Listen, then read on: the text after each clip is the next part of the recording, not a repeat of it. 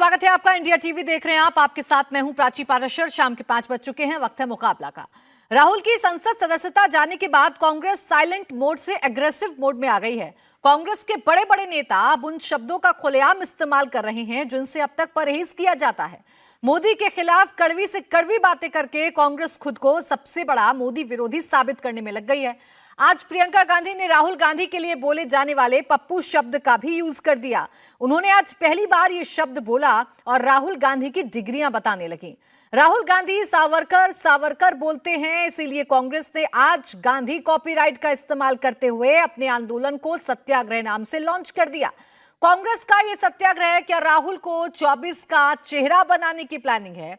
क्या कांग्रेस भी जानती है कि 24 में मोदी से ज्यादा मोदी विरोधियों को हराना जरूरी है? मोदी विरोधियों में नंबर 1 बनने के लिए राहुल गांधी का कद सबसे बड़ा करने की तैयारी चल रही है। क्या बीजेपी भी इनडायरेक्टली कांग्रेस की मदद कर रही है? क्या राहुल और मोदी का फेस टू फेस मुकाबला बीजेपी और कांग्रेस दोनों के लिए फायदे का सौदा है? इन तमाम सवालों के जवाब तलाशेंगे, लेकिन पहले ये रिपोर्ट आप देखिए।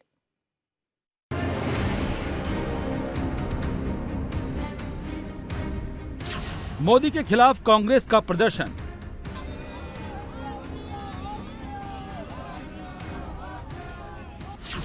ओबीसी के मुद्दे पर बीजेपी करेगी आंदोलन।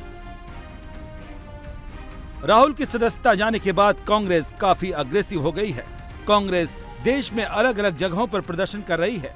अडानी और राहुल के मुद्दे पर केंद्र सरकार को घेर रही है। दिल्ली में राजघाट पर कांग्रेस का संकल्प सत्याग्रह चल रहा है। प्रियंका गांधी ने प्रधानमंत्री मोदी पर करारा हमला किया है। कायर है इस देश का प्रधानमंत्री, लगा दो केस मुझ पर, लगा दो केस मुझ पर, जेल ले जाओ मुझे भी, लेकिन सच्चाई ये है कि इस देश का प्रधानमंत्री कायर है,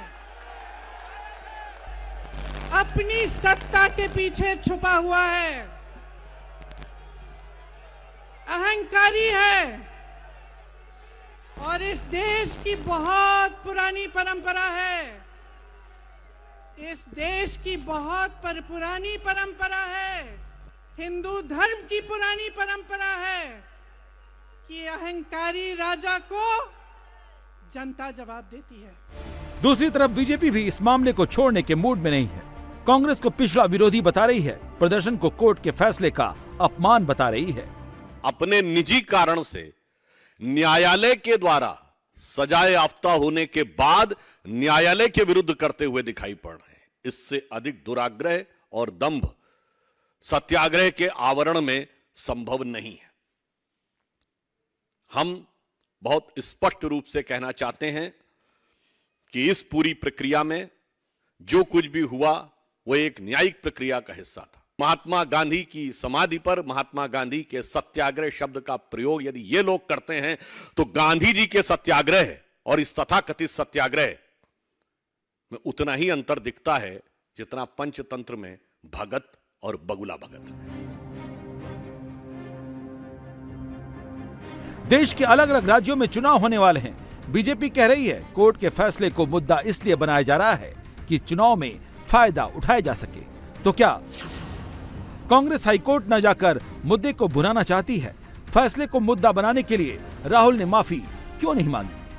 फैसले के खिलाफ प्रदर्शन राहुल को हीरो दिखाने के लिए है? क्या कांग्रेस 2024 के लिए राहुल के पक्ष में माहौल बना रही है? तमाम पार्टियों ने आज अपनी आवाज उठाई है, उनका हम सब धन्यवाद देते हैं और हम सबको एक होना पड़ेगा। इसलिए होना पड़ेगा क्योंकि आज ये देश खतरे में है। आज इस देश की सारी संपत्ति एक आदमी को सौंपी जा रही है और उस आदमी को बचाने के लिए पूरी सरकार खड़ी हो जाती है। आने वाले समय में कई राज्यों में चुनाव हैं। शायद इसीलिए कांग्रेस केंद्र सरकार के खिलाफ माहौल बनाने में जुटी है। राजस्थान और छत्तीसगढ़ में कांग्रेस की सरकार है। कर्नाटक में कांग्रेस को वापसी की उम्मीद दिख रही है। मध्य प्रदेश में भी कांग्रेस बीजेपी के खिलाफ माहौल बना रही है। तेलंगाना में भी बीजेपी कांग्रेस के लिए चुनौती बनती जा रही है। 2024 में कांग्रेस राहुल को पीएम पद के लिए प्रोजेक्ट करना चाहती है।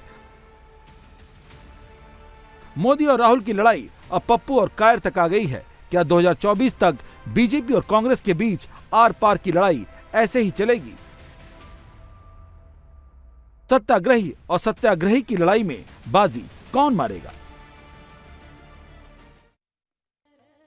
इस पर बात करने के लिए एक बड़ा पैनल मेरे साथ जुड़ेगा, लेकिन उससे पहले पवन खेड़ा, प्रवक्ता कांग्रेस, हमारे साथ हैं। स्वागत है आपका पवन खेड़ा जी इंडिया टीवी पर। पहला सवाल मेरा ये है, जो आज बीजेपी ने भी प्रेस कॉन्फ्रेंस करके आप पर आरोप लगाया कि दरअसल 2024 के लिए आप लोग नेता और नैरेटिव सेट करने की कोशिश कर रहे हैं, इसीलिए कोर्ट के फैसले का विरोध, कोर्ट के फैसले पर यह प्रदर्शन आप लोग कर रहे हैं। हमने तो नहीं किया था, हमने तो सवाल पूछे थे, हमने तो जेपीसी की मांग की थी, हम तो संसद में चर्चा चाहते थे, लेकिन एक के बाद एक नए नए बहानों के साथ, नए नए तरीकों के साथ, नए नए हथकंडों के साथ, नए नए टूल किट के साथ भारतीय जनता पार्टी राहुल गांधी को चुप कराने की कोशिश करती रही। पहला क्या था? एक्सपंज कर दिया। अदानी का नाम कैसे ले लिया? क्यों? अदानी आपके क्या लगते हैं कि उनका नाम नहीं ले सकते साहब? आप हमारे पूर्वजों के नाम लेते रहते हैं, संसद में खड़े होकर लेते रहते हैं, हम आपके दोस्त का नाम नहीं लेंगे? क्यों? ऐसा क्या रिश्ता है? इतना क्यों दर्द होता है आपको? चलिए वो हो ही बात, ये 7 फरवरी की बात है। 7 फरवरी को राहुल गांधी भाषण देते हैं संसद में, अदानी का नाम लेते हैं, जो एक्सपंज कर दिया जाता है। 10 दिन के भीतर एक ऐसा केस जो शांत पड़ा था उसको गति मिल जाती है 10 दिन के अंदर अंदर, और 1-1.25 महीने के अंदर अंदर जजमेंट आ जाती है, एक्शन हो जाता है, सजा मिल जाती है। इस देश में प्राची जी 4 करोड़ मामले लंबित हैं, 4 करोड़, उससे ज्यादा ही हैं, कम नहीं है। लेकिन राहुल गांधी को चुप कराने के लिए देखिए क्या क्या हो रहा है। उसके बीच में क्या होता है? आपने लंदन में जाकर देश विरोधी बात की, माफी मांगो। उसके बीच में एक और चीज होती है, आपने भारत जोड़ो यात्रा में कोई टिप्पणी की थी, पुलिस आपके दरवाजे पे 1 बार नहीं, 2 बार नहीं, 3-3 बार आएगी, नियमों के विरुद्ध आएगी। ये क्या हो रहा है? इतना क्यों डरे हुए हैं आप? एक बात बताइए, इस देश की जनता ने आपको चुना है, अपने एक दोस्त को बचाने के लिए चुना है। पूरी सरकार, पूरा कैबिनेट, सारे प्रवक्ता, पूरी रूलिंग पार्टी एक आदमी को बचाने के लिए। राहुल गांधी अदानी का नाम लेते, रविशंकर प्रसाद आ जाते हैं उन्हें बचाने। क्यों? यही तो हम जानना चाहते हैं, रिश्ता है क्या? पवन खेड़ा जी, आपके तमाम आरोप ठीक हैं, जेपीसी पर आप मांग कर रहे हैं, अडानी को लेकर सरकार की चुप्पी, आप ये सवाल पूछिए, लेकिन ये भी तो आप नहीं इनकार कर सकते ना कि ये फैसला तो कोर्ट से आया है। तो ये जो आपका सत्याग्रह, ये जो आपका प्रदर्शन, ये जो आपका विरोध है, ये सीधे सीधे ऐसे लग रहा है कि आप ये बताना चाह रहे हैं कि अब सरकार ने न्याय व्यवस्था पर भी अपना कब्जा कर लिया है और जो न्यायपालिका है इस देश की, वो ठीक से काम नहीं कर रही है। मैंने आपको अभी एक उदाहरण दिया, जिस देश में 4 करोड़ केस लंबित हों, उस देश में एक ऐसा केस जो 2019 में लगा हो, जिसमें याचिकाकर्ता ने खुद अपनी ही याचिका पर स्टे ले आया हो, अचानक याचिकाकर्ता उस केस को जल्दबाजी में फिर से जिंदा करता है। क्यों करता है? 7 फरवरी के 10 दिन बाद ही क्यों करता है? आप अभी, मेरे तो मुंह बंद है, ताले लगे हुए हैं, क्योंकि न्यायिक मामला है, सब जुडिस मामला है, लेकिन जो बात है वो तो मैं बताऊंगा और आने वाले दिनों में और भी बताएंगे हम लोग। तो बात सिर्फ न्याय प्रणाली की नहीं है। आप देख रहे हैं कैसे किरण रिजिजू, जो कि कानून मंत्री हैं इस देश के सेवानिवृत्त जजेस को राष्ट्र विरोधी कहते हैं।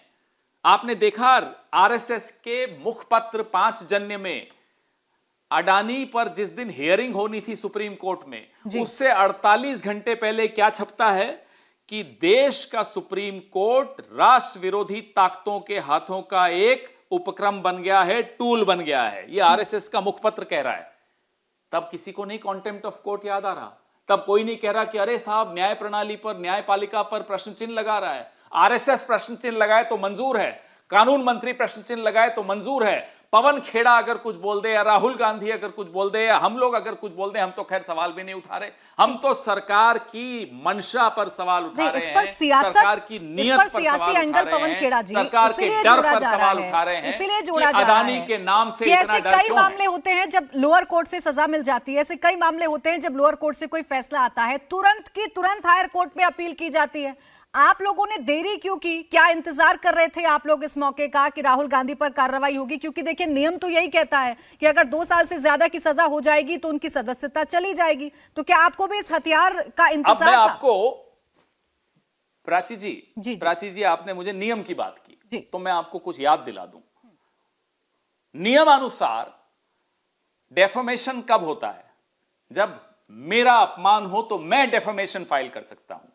क्या नरेंद्र मोदी ने डेफमेशन ये वाला फाइल किया? क्या मेहुल चोकसी ने किया? क्या नीरव मोदी ने किया? क्या ललित मोदी ने किया? जिन जिन का नाम लिया उनमें से तो किसी ने नहीं किया।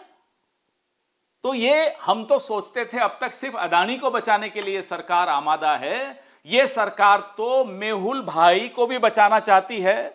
ये सरकार नीरव मोदी को भी बचाना चाहती है, विजय माल्या को भी बचाना चाहती है, और चोकसी को भी, सबको बचाना चाहती है, ललित मोदी को भी बचाना चाहती है। ऐसी क्या कारण है, क्या दबाव है कि तमाम ऐसे लोग जो इस देश को लूट कर इस देश से बाहर चले गए, उनको बचाने के लिए किसी हद तक जा सकते हैं। राहुल गांधी को चुप कराना हो, उनको संसद से बाहर करना हो, हमारे खिलाफ केसेस करने हो, एफआईआर जो चाहे वो करेंगे। आप तो जानते थे ना इस सरकार की मंशा क्या है, तो आप लोग हायर कोर्ट क्यों नहीं गए सर? आपने अपील करने में इतनी देरी क्यों कर दी है?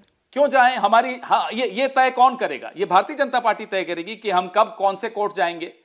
क्या चाहते हैं ये? हमारी लीगल स्ट्रैटेजी भी भारतीय जनता पार्टी निर्णय लेगी। हमें मालूम है हमें कब क्या करना है। हम इस राजनीतिक लड़ाई को राजनीतिक तरीके से लड़ना जानते हैं। हम सड़क पर भी लड़ेंगे, हमें कानून का सहारा जब लेना होगा लेंगे, लेकिन यह तय हम करेंगे। ये इतना अभी लोकतंत्र मरा नहीं है, उसका गला घोटने की पूरी कोशिश तो की जा रही है, लेकिन हम मरने नहीं देंगे लोकतंत्र को। ये निर्णय तो हम लेंगे ना कि कब हम कौन से कोर्ट जाएंगे। इसमें भारतीय जनता पार्टी को बड़ी रुचि है। सुबह से शाम 4-4 प्रेस कॉन्फ्रेंस कर रहे हैं कि कांग्रेस कोर्ट क्यों नहीं जा रही, कांग्रेस कोर्ट क्यों नहीं जा रही। क्या मंशा है आपकी? क्या चाहते हैं आप? हम भारतीय जनता पार्टी वालों से ये जानना चाहते हैं।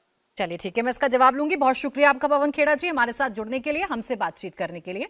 अब हमारे साथ एक खास पैनल जुड़ रहा है। शाजिया आलमी, प्रवक्ता बीजेपी, शांतनु गुप्ता लेखक, रोहन गुप्ता प्रवक्ता कांग्रेस, सुनील साजन प्रवक्ता समाजवादी पार्टी, रिजू दत्ता प्रवक्ता टीएमसी। शाजिया आलमी जी, मैं आपसे शुरुआत कर रही हूं। अभी आपने पवन खेड़ा जी को सुना होगा, सवाल उनका यह है कि आपको इतनी रुचि क्यों है? वो कभी भी जाएं हायर कोर्ट, आप क्यों हर प्रेस कॉन्फ्रेंस में चिंता कर दे रहे हैं कि उनको हायर कोर्ट जाना चाहिए था, अपील करनी चाहिए थी?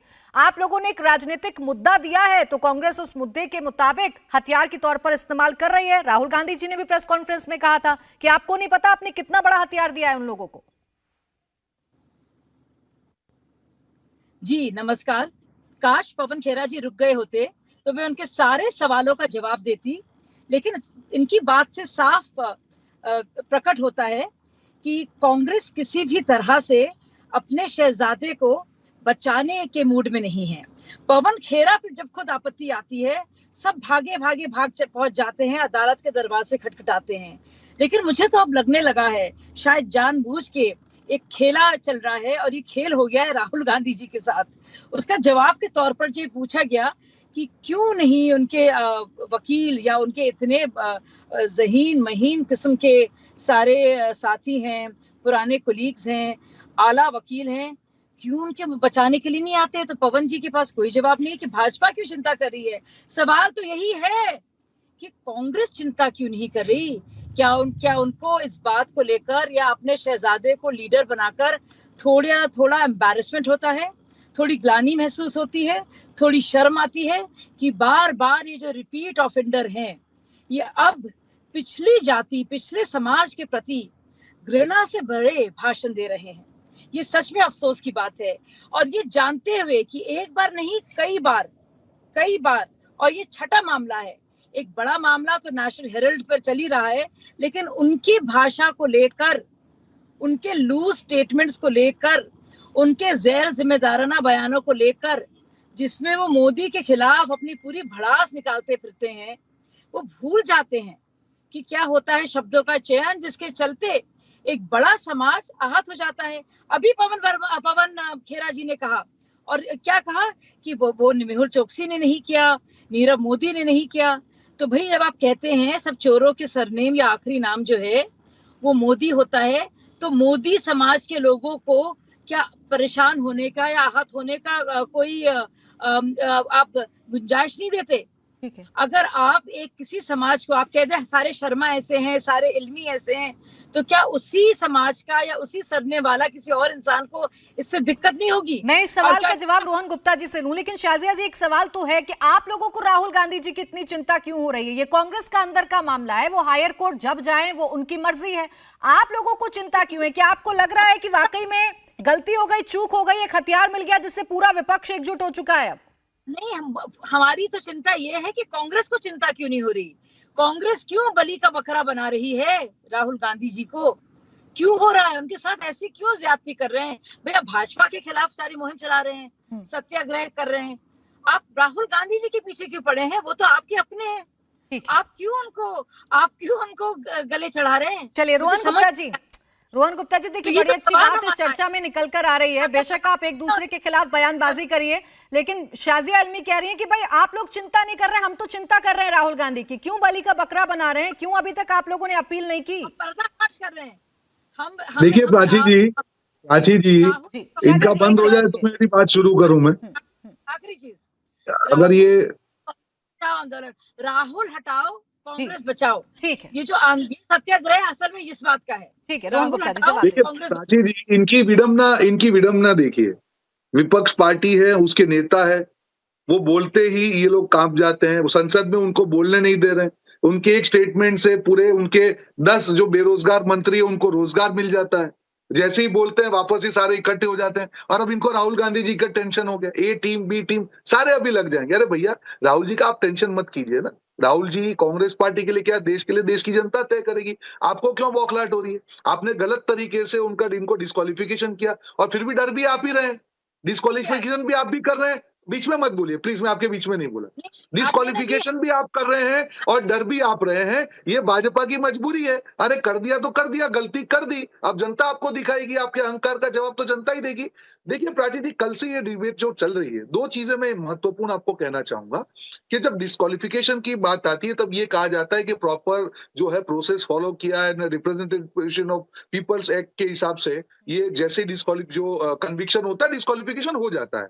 मैंने कल भी मेरे डिबेट में पेपर्स के साथ में इनके एक एमपी थे, यहाँ एमपी है अमरेली से, नारायण काछड़िया, उनका कन्विक्शन होता है 2016 में, उनको 3 साल की कैद होती है और फिर भी आज तक उनका डिस्क्वालिफिकेशन भाजपा ने नहीं किया। उसके बाद में वो हाईकोर्ट गए, वहां पे रिजेक्ट हुआ, सुप्रीम कोर्ट में उनका सेटलमेंट हुआ। आज तक उनके एमपी का अगर डिस्क्वालिफिकेशन नहीं होता है तब राहुल गांधी जी का डिस्क्वालिफिकेशन करने की इतनी जल्दी क्या थी? उनको मालूम था कि राहुल जी दूसरे दिन जब संसद में गए थे और वो जैसे ही जेपीसी की या अदानी की बात करते तो इनकी असलियत देश के सामने आ जाती। तो मुद्दा यहाँ पे प्राची जी ये है, रोहन जी आपने कहा कि गलत तरीके से डिस्क्वालिफिकेशन हुआ है। एक सेकंड, मैं इसी में सवाल जोड़ रही हूँ। सर आपने कहा कि ये गलत तरीके से डिस्क्वालिफिकेशन हुआ है, तो क्या आप मुझे समझाएंगे कि सही तरीका क्या है और नियम क्या कहता है इस मामले में? आप जानते हैं बेहतर कि नियम क्या कहता है। जब कोई कोर्ट सजा सुनाती है तो उसके बाद एक सांसद के साथ क्या होना चाहिए, ये आप प्लीज मुझे थोड़ा समझा दीजिए। शायद जी एक सेकंड रुकिए, एक सेकंड रोहन जी बोलिए।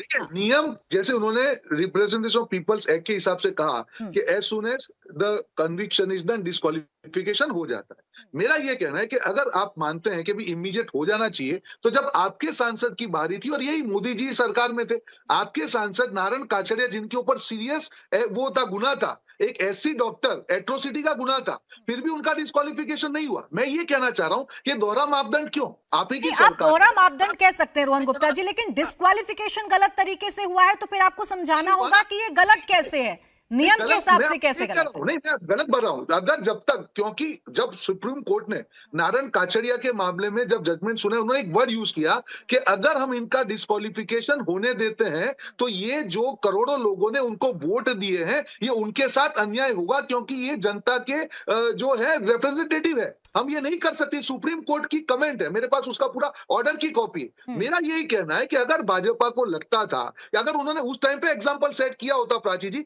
तो आज मैं सवाल नहीं पूछता। और ये आज जो राहुल गांधी जी के हिमायती हितैषी बन रहे हैं, मैं आपको असलियत दिखाता हूं कि रातों रात डिस्क्वालिफिकेशन करना पड़ा। इससे बड़ा डर क्या हो सकता है? यही तो डर है। आप मान रहे हैं ना कि नियम तो ये है, दोहरे मापदंड को लेकर आप सवाल खड़े कर सकते हैं। सुप्रीम कोर्ट की जिस टिप्पणी की आप बात कर रहे हैं, सुनिए ना सर, अध्यादेश तो लाया गया था ना, आप ही की सरकार लेकर आ रही थी, लेकिन उसे फाड़ कर फेंक दिया गया था। इसी चीज में तो बदलाव की बात थी ना। नहीं सुनिए, नियम ये कहता है कि जब तक ये उनको कन्विक्शन होता है डिस्क्वालिफिकेशन के लिए, ये हमारे प्रेसिडेंट के पास जाता है। अंडर रूल 103 प्रेसिडेंट का एक ये होता है कि वो इलेक्शन कमिश्नर का ओपिनियन उसमें ले, ये भी नहीं लिया गया है। उसमें वो प्रोसेस फॉलो किया गया था नारायण काछड़िया के मामले में, और तभी जाके ये रूलिंग आया। अच्छा, यहाँ पे मैं ये शाजिया process अलमी से follow इस बात किया पर रिएक्शन लूं, उससे पहले शांतनु गुप्ता जी, ये जो नियम की बात चल रही है मुझे लगता है बेहतर समझा पाएंगे, उसके बाद फिर सियासी चर्चा करूंगी।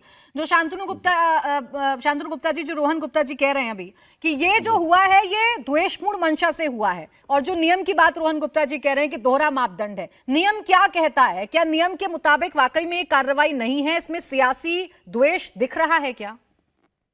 देखिए, बिल्कुल नियम के मुताबिक है। जैसे ही कन्विक्शन का, और रोहन जी ने खुद कहा, उसमें लिखा एज सून एज, जैसे ही कन्विक्शन आता है उस समय। सुनिए तो सुनिए, देखिए राहुल जी, अब अभी खुद ही समझा रहे थे, बीच में मत बोलिए, बोलिए तो दीजिए मुझे शुरू। अच्छा, एक मिनट बात आने दीजिए, एक सेकंड रोहन जी, बीच में मत बोलिए, अपना प्रिंसिपल तो फॉलो करिए। हाँ, तो जैसे ही कन्विक्शन होता है, और पिछले 2013 से 10-11 एमपी डिस्क्वालीफाई हो चुके हैं आजम खां की सीट पे, उनके लड़के की सीट पे दोबारा चुनाव होगी, दूसरे लोग भी आ चुके हैं, और अगर इनको लगता है प्रोसीजर फॉलो नहीं है तो कोर्ट में जाइए ना। देखिए, आपको प्राची जी, सिंपल सी बात है, अगर मुझे लगता है लोअर कोर्ट में मेरे साथ कुछ भी इनजस्टिस हुआ है तो मैं लीगल रेमेडी लूंगा। मैं सत्याग्रह करने नहीं बैठ जाऊंगा ना कि भाई मेरे पर क्यों कर दिया, कोर्ट ने मुझे कन्विक्शन क्यों दिया। आप लीगल रेमेडी लीजिए ना। लीगल रेमेडी नहीं ले रहे हैं, क्योंकि लीगल रेमेडी ले लेंगे तो अगर उसने भी ये कह दिया तो ड्रामा कैसे कर पाएंगे? ये ज्यादा बड़ा इशू है। अगर ये बहुत बड़ा एक है कि राहुल गांधी लीगल रेमेडी क्यों नहीं ले रहे हैं? नेक्स्ट जो अवेलेबल है कोर्ट में, वो सेशन कोर्ट में जाए, ऊपर की कोर्ट में जाए, कहें कन्विक्शन गलत हुआ है या स्टे ले कन्विक्शन के अगेंस्ट में, लेकिन वो नहीं कर रहे हैं। वो कह रहे हैं मैं तो ड्रामा करूंगा, हल्ला करूंगा, मीडिया में जाऊंगा, प्रेस करूंगा। वो कर रहे हैं, वो क्वेश्चन पूछ रहा है कोई उनसे, तो कह रहे हैं आपने तो बीजेपी का तमगा लगा रखा है, ये कर रखा है। आप लीगल रेमेडी ले लीजिए। इंडिया टीवी हर वक्त हर जगह डाउनलोड करने के लिए सर्च करें India TV news Google play store या ऐप स्टोर पर।